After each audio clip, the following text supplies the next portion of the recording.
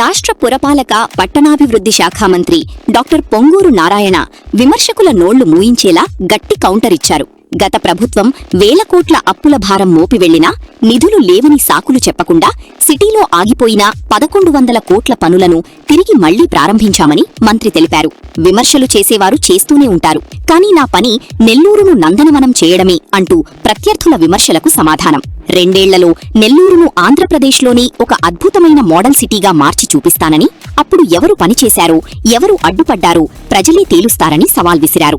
ఎన్నికల ముందు ఇచ్చిన హామీల కంటే ఎక్కువే చేసి చూపిస్తానని, ముఖ్యమంత్రి అండతో నెల్లూరును అభివృద్ధి పథంలో పరుగులు పెట్టిస్తానని స్పష్టం చేశారు. ఎందుకంటే ఆ విధంగా చేస్తేనే మనం అనుకున్నది వస్తుంది. అయితే దీని మీద కూడా కొందరు కామెంట్లు చేస్తే నేను కామెంట్ చేయదలుచుకోవాలి. ఎందుకంటే ఈరోజు ఎక్కడికి పోయినా ఏ వార్డుకి పోయినా కనీసం 5-6 అప్లికేషన్ ఉంటాయి సీట్ కావాలని. అలాంటి పరిస్థితి విఆర్ఐ స్కూల్ మీద వచ్చింది. అదేవిధంగా ట్రీస్ కూడా యాక్చువల్గా చక్కగా 12,500 ట్రీస్ 12 అడుగుల నుంచి 15 అడుగులు వచ్చి చేశారు. అయితే ఏప్రిల్ మే సివియర్ ఎండలు ఉంటాయి కాబట్టి 2 నెలలు ఆపండి, ఇది అయిపోయిన తర్వాత బ్యాలెన్స్ చేయమన్నాను. ఈ విధంగా నెల్లూరులో ఏదైతే ఎలక్షన్స్ ముందు మాట ఇచ్చామో దానికంటే ఎన్నో రెట్లు ఈరోజు ఖజానా ఖాళీ అయినా 10 లక్షల కోట్ల అప్పుతో గత ప్రభుత్వం చేసి వెళ్ళిపోయినా, మేము ఇచ్చిన 1100 కోట్లు 165 కోట్ల పనులు ఆపేసినా మళ్ళీ ఈ ప్రభుత్వం వచ్చేంత అవన్నీ టేకప్ చేసాం. అన్ని జరుగుతున్నాయి. రోడ్లు, ప్రతి road end to end road cement, ప్రతి డ్రైన్ 100% వర్షాకాలం వస్తే నీళ్లు పోయే డ్రైన్స్ పర్ఫెక్ట్ గా చేస్తున్నాం.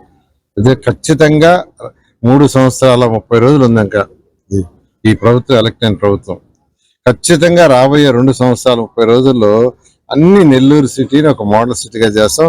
ఏదైతే మాట ఇచ్చామో దానికంటే ఎన్నో రెట్లు ఇస్తాం. అందరు రకరకాలుగా మాట్లాడుతున్నారు, వాళ్ళు ఏం మాట్లాడుతున్నారో వాళ్ళకి తెలీదు.